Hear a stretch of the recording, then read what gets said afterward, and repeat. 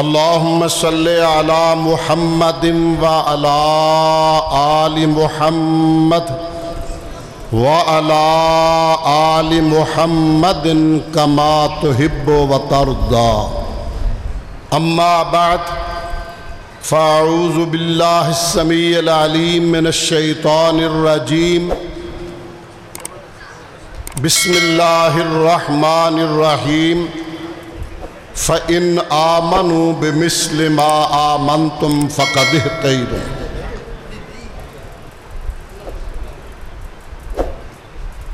معزز علماء، مہمانان گرامی،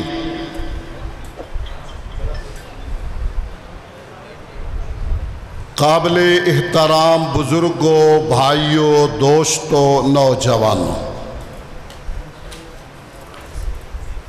بڑے اہم موضوع پہ ہماری مرکزی جمعیت اہل حدیث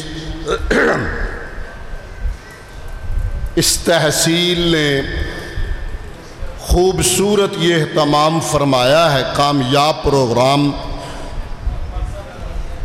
اللہ رب العالمین اپنی رحمتوں کا سایہ نصیب فرمائے، ان کی سرپرستی ضلعی قائدین نے کی، اللہ انہیں بھی جزائے خیر عطا فرمائے۔ سب سے زیادہ میں آپ کے لیے کلمات تشکر کہنا چاہتا ہوں۔ آپ روح ہیں، آپ نے وقت دیا اور اصحاب رسول کی محبت کا حق ادا کیا۔ چونکہ ابھی میرے بعد انشاءاللہ جماعت کے عظیم خطیب آپ سے خطاب کرنے والے ہیں، میں بڑے اختصار سے اس حساس موضوع پہ چند باتیں عرض کرنا چاہوں گا۔ پہلی یہ ذہن میں رکھیں، جب سرور کونین صلی اللہ علیہ وسلم نے مختلف بادشاہوں کو خط لکھے، ان میں سپر پاور شاہ ہرکل کے نام بھی خط لکھا تھا۔ یہ سپر پاور کا بادشاہ تھا۔ آپ نے مختصر سا اس میں لکھا کہ اسلم تسلم، ہرکل اسلام لیا بچ جائے گا، اسلام لیا سلامتی میں آ جائے گا۔ اب سپر پاور کا بادشاہ اور مکہ معظمہ کے ایک بندے کا لیٹر دیکھ کے سکتے میں آ گیا، کہنے لگا پہلی فرصت میں مکہ مکرمہ سے آنے والے کسی بندے سے اس بارے میں لازمی معلومات لوں گا۔ میری بات سمجھ آ رہی ہے نا؟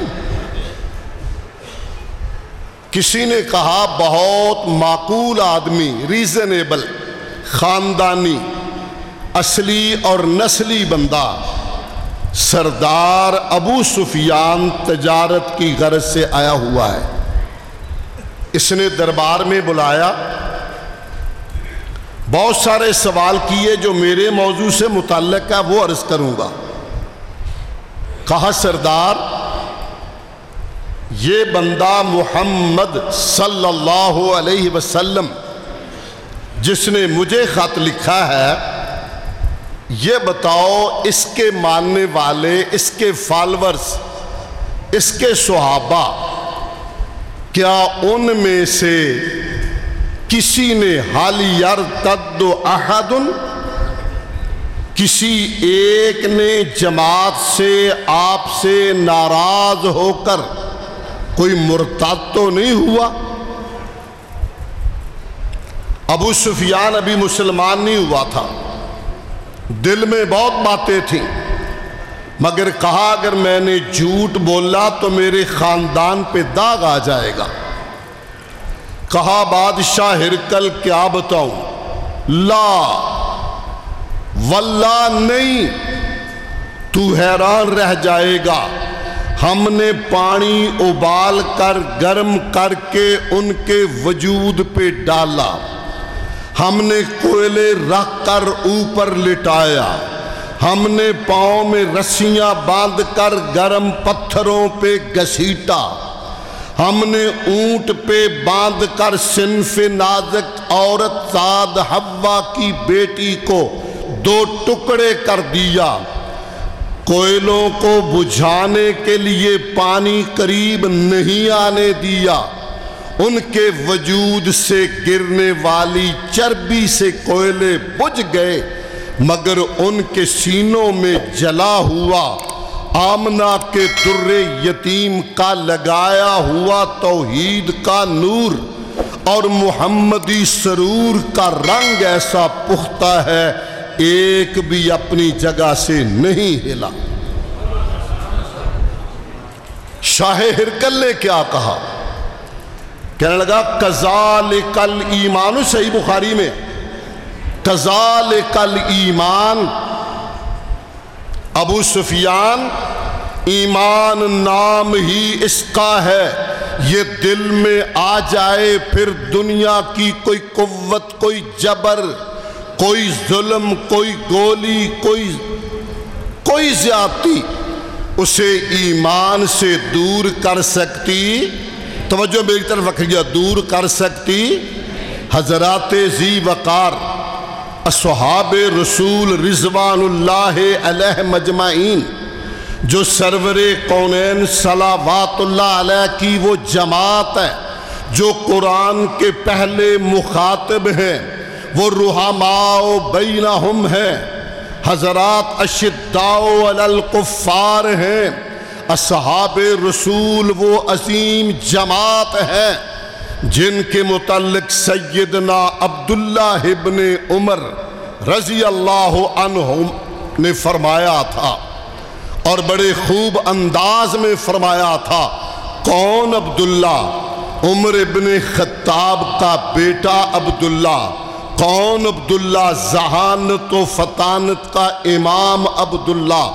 ایک مجلس میں چھوٹی عمر تھی، آپ نے ایک سوال کیا، صحابہ خاموش رہے، باہر جانے لگے تو حضرت عبداللہ نے کہا بابا مجھے اس کا جواب آتا تھا، میں چونکہ بچہ تھا، بچوں کا بڑوں کی مجلس میں بولنا اچھا نہیں ہوتا، اس لیے خاموش رہا۔ سر پہ ہاتھ مار کے کہا جا پترا لوڑا کی تئی، آج تو بولتا تیرے بابا کا سر فخر سے اور اونچا ہو جاتا۔ وہ عبداللہ ابن عمر فرماتے ہیں لوگوں اگر اقتداء کرنی ہے تو اصحاب محمد کی اطاعت کرو، ان کے پیچھے چلو، اس لیے کہ خیر الامہ وہ امت میں سب سے بہترین طبقہ ہے، اور ایسے لوگ ہیں جن کے دل سب سے پاکیزہ ہیں، اعمقہا علم، اور ان کا علم بڑا گہرا ہے، اور میرے رب نے انہیں اپنے نبی کے وزیر بنانے کے لیے، صحابی بنانے کے لیے چن لیا ہے۔ ابھی وہ چھوٹا سا ٹکڑا وَسَلَامٌ عَلَىٰ عِبَادِهِ الَّذِينَ اصْطَفَىٰ، مفسر قرآن عبداللہ ابن عباس رضی اللہ عنہما، وہ مفسر جنہوں نے درخواست کی تھی آقا دعا فرما دے، اللہ قرآن کا فہم میرے سینے میں ڈال دے، آپ نے کالی کملی مبارک عبداللہ کے سینے پہ پھیر کے کہا اللہ عبداللہ کے سینے کو قرآن کے نور سے منور فرما دے۔ اس مفسر قرآن نے کہا اس سے مراد صحابہ ہیں، اور اختارہم اللہ لصحبت نبی ہی، جنہیں اللہ نے اپنے نبی کی صحبت کے لیے آپ چنا ہے۔ صحابہ میرے رب کا انتخاب ہے، اور حضرات اس بوڑھے آسمان نے نبیوں کے بعد ابو بکر صدیق جیسا انسان آج تک نہیں دیکھا۔ وہ صدیق جس کے متعلق آپ نے فرمایا تھا لوگوں میں نے لوگوں کے احسانوں کے بدلے چکا دیے، صدیق تیرے احسانوں کے بدلے اللہ ہی چکائے گا۔ وہ صدیق جو سفر میں ساتھ، حضر میں ساتھ، بازار میں ساتھ، غار میں ساتھ، آج مزار میں ساتھ، اور حضرات چونکہ اس پہ تفصیلاً علماء بیان کر چکے اور ابھی انشاءاللہ ہمارے خطیب پاکستان اس پہ خطاب فرمائیں گے، چند اشارے کر کے مدعا کی طرف آنا چاہوں گا۔ اور عمر ابن خطاب جو مراد پیغمبر ہے، صحابہ مرید پیغمبر ہیں، عمر مراد پیغمبر ہے، صحابہ رب نے بھیجے ہیں، عمر نبی نے رب سے مانگ کے لیا ہے۔ اور فرمایا عمر وہ ہے جس گلی سے عمر تو گزر جائے شیطان وہ راستہ تبدیل کر لیتا ہے، عمر وہ ہے جو زمین پہ مشورہ دیتا ہے، اللہ آسمان سے قرآن بنا کے نازل کر دیتا ہے، عمر وہ ہے جس کے متعلق فرمایا لو کانا بعدی نبی لکانا عمر، اگر نبوت کا دروازہ بند نہ ہوتا عمر میں خوبیاں تھیں اللہ نبی بنا دیتے۔ اور جہاں تک تعلق عثمان غنی کا ہے، حضرات وہ داماد نبی ہیں، ہم زلف علی ہیں، رفیق شیخین ہیں، خالو حسنین ہیں، غنی ذوالنورین ہیں، کامل الحیاء والایمان ہیں، جامع القرآن ہیں، سیدنا عثمان ابن عفان رضی اللہ تعالی عنہ و ارضاہ۔ وہ عثمان اس بوڑھے آسمان آدم علیہ السلام سے لے کے آج تک کوئی ہستی ایسی نہیں دیکھی جو اعزاز، جو اکرام، جو شان، جو فضیلت، جو اعلیٰ مقام عثمان کو ملا کہ اس کے گھر میں نبی کی دو نور آئے، دو بیٹیاں آئیں، داماد پیغمبر بھی دوہرا ہے۔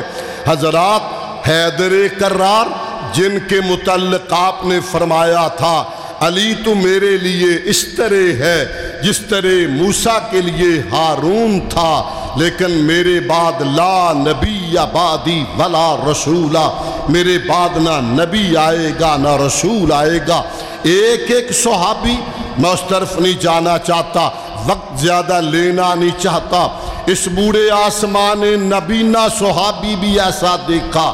لوگ آتے ہیں حضور کی مجلس میں، راستہ پوچھ کے آتے ہیں، یہ صحابی نبینا ہے، پوچھتا بھی نہیں اور پہنچ بھی جاتا ہے، پوچھتا بھی نہیں تو آ بھی جاندہ ہے۔ کہا عبداللہ تجھے کیسے پتا چلا ابن مکتوم کے بیٹے، کیسے پتا چلتا ہے؟ کہا میں نبی کی خوشبو کو سونگتا سونگتا آ جاتا ہوں۔ حضرات عبداللہ ابن مسعود رضی اللہ عنہ جن کے بے شمار القاب حدیث میں موجود، کبھی حضور کا جوڑا اطہر اٹھانے والا، کبھی نبی کا سرہانہ اٹھانے والا، کبھی نبی کا بستر اٹھانے والا، سیدنا ابو ہریرہ کہتے ہیں رضی اللہ عنہ میں 1 سال تک یوں سمجھتا رہا ابن مسعود نبی کے گھر کا ہی کوئی فرد ہے، وہ ابن مسعود جس کے متعلق آپ نے فرمایا تھا لوگو تم میں سے کسی کو شوق ہو کہ قرآن جبرائیل کے لہجے میں سننا چاہو، قرآن جس طرح جبرائیل پڑھتے تھے لحن جبریل میں، اگر کوئی سننا چاہے تو عبداللہ ابن مسعود سے قرآن سن لو۔ آپ نے آواز لگائی عبداللہ ادھر آؤ، آقا آرڈر کیا ہے؟ فرمایا مجھے قرآن کی تلاوت سنا دو۔ رو پڑے محبوب صاحب قرآن کو میں قرآن سناؤں؟ کہا ہاں عبداللہ مجھے کسی اور سے قرآن سننے کا بڑا شوق ہے، تیرا انداز تو جبرائیل والا انداز ہے، اس لیے محبت سے تیری زبان سے قرآن سنتا ہوں۔ حضرات اصحاب رسول کون ہیں؟ جنہوں نے اس دین کو، نبی کی ایک ایک سنت کو آنکھوں سے دیکھا، اپنایا اور امت تک محفوظ پہنچایا۔ کونین کا رب گواہ ہے، میں علماء کا کفش بردار، گلستان رسالت کا ادنا چوکیدار اور اصحاب رسول کا وفادار پوری جرت دلیری بہادری سے کہتا ہوں کائنات کا رب گواہ، شاید میرے آڈیو ویڈیو یہ اس زمانے کے میرے محبوب کی زندگی کے شب و روز کو، خلوت و جلوت کو، لیل و نہار کو، رات اور دن کو، صبح اور شام کو اس انداز سے محفوظ نہ کر لیتے جس طرح نبی کے صحابہ نے حضور کی زندگی کو محفوظ کیا ہے۔ صحابہ ہی تو ہیں، ما انا علیہ و صحابی۔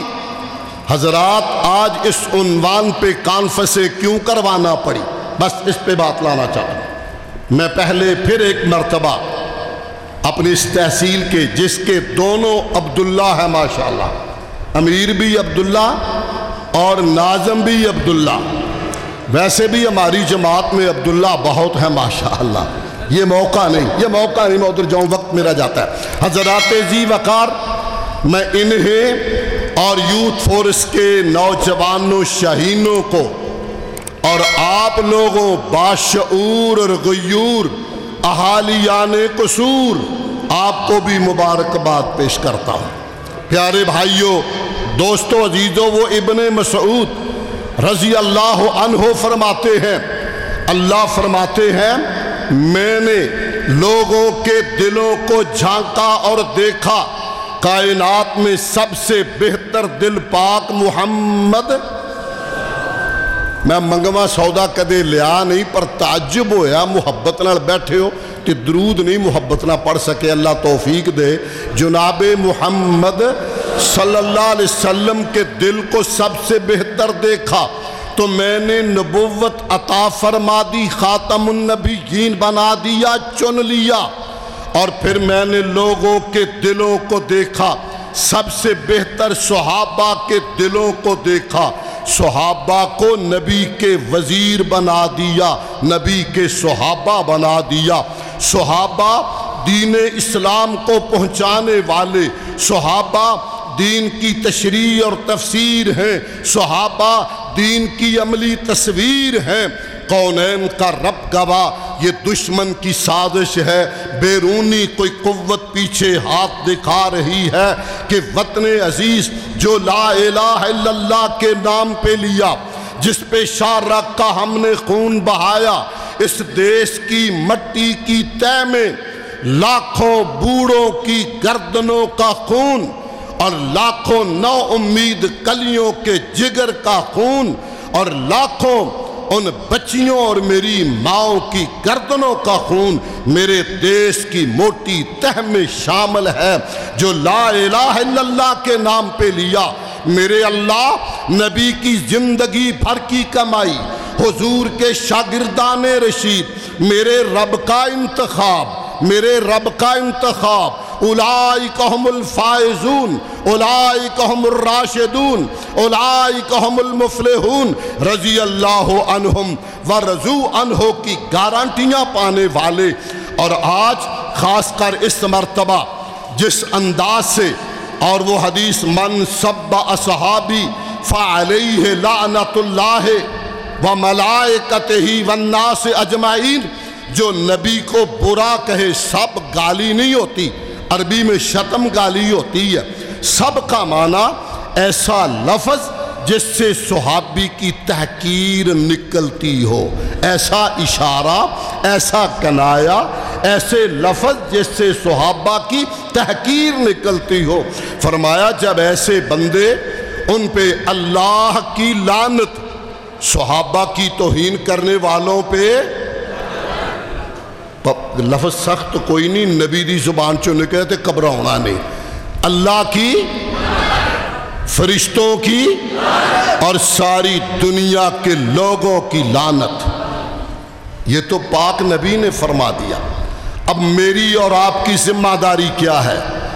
مرکزی جمعیت اہل حدیث کے بزرگوں، اہل الحدیث کہلانے والوں اور یوتھ فورس کے جیالوں، شہبازوں، شہینوں، بلال حبشی کو دیکھو مکے کی گلیوں میں گھسیٹا جا رہا ہے، خباب ابن ارت کو دیکھو کمر پہ کس طرح ان کے کھڈے بن چکے ہیں۔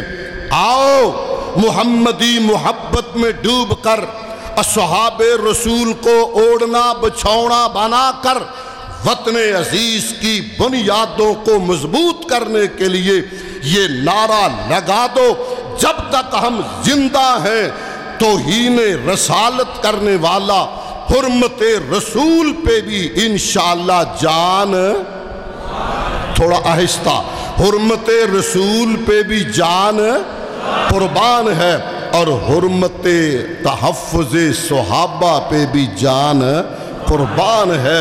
صحابہ ہی حضور کی پہچان ہے، صحابہ ہی حضور کی پہچان ہے۔ میں واضح کرنا چاہتا ہوں، وہ دوست میرے الفاظ کو لکھیں، مرکزی جمعیت اہل حدیث میرے آبا نے اس دیش کو شارق کا خون دے کے بنایا ہے۔ ہم یہاں لا اینڈ آرڈر کے مسائل پیدا نہیں کرنا چاہتے، ہم دیش میں فتنہ فساد برپا نہیں کرنا چاہتے، ہم ملک میں فرقہ واریت کو ہوا نہیں دینا چاہتے، مگر انصاف سے بات کرو، فرقہ واریت کو ہوا وہ دیتا ہے جو 20 کروڑ سنی مسلمانوں کی محبت پہ نشتر مارتا ہے، جو صدیق اکبر کی صداقت پہ نشتر مارتا ہے، جو فاروق اعظم کی عزت پہ حملہ آور ہوتا ہے، جو امی عائشہ صدیقہ طیبہ طاہرہ سلام اللہ علیہا کی ذات اقدس پہ حملہ آور ہوتا ہے۔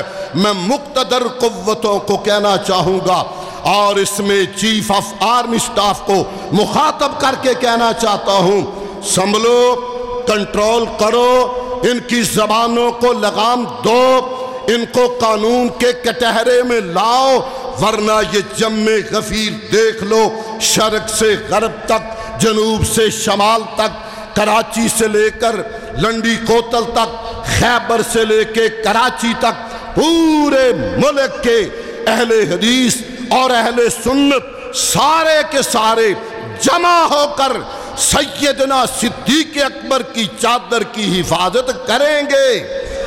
انشاءاللہ مردوں کی طرح کہو، حفاظت کریں گے۔ سیدنا فاروق اعظم کی عصمت کی حفاظت کریں گے، عثمان غنی کی حفاظت کریں گے، امی عائشہ کے دوپٹے کا تحفظ کریں گے، امی عائشہ کے دوپٹے کا تحفظ کریں گے۔ بہت باتیں اور کہنا چاہتا تھا، گھڑی اجازت نہیں دیتی، آخر پہ ہوش میں رہنا، ایک شعر پہ اپنی بات پوری کروں گا، انشاءاللہ وہاں چاہیے مجھے آپ کا، اگر آپ ہوش میں ہوئے تو۔ جو بندہ وطن عزیز میں اصحاب رسول کی طرف انگلی اٹھائے گا، وہ انگلی کاٹ کے رکھ دیں گے۔ فرقہ واریت وہ پھیلا رہا ہے جو اصحاب رسول پہ انگلی اٹھا رہا ہے، اور جو میلی نظر اصحاب رسول کی طرف اٹھی وہ ڈیلا نکال کے رکھ دیں گے۔ اب ذرا ہوش میں رہنا، جاگتے رہنا۔ میلی نظر جو اٹھائے، میلی نظر جو اٹھائے وہ آنکھ پھوڑ دیں گے۔ ہاں نہیں تو چیتا رہا ہے، تو میں دسیا سی، میلی نظر جو اٹھائے وہ آنکھ پھوڑ دیں گے۔ مردوں کی طرح انشاءاللہ، مردوں کی طرح جو میلی نظر اٹھائے وہ آنکھ پھوڑ دیں گے۔ ہر دستے بے ادب کی کلائی مروڑ دیں گے، ہر دستے بے ادب کی کلائی مروڑ دیں گے۔ اتنا ہی کافی ہے، سبحان اللہ۔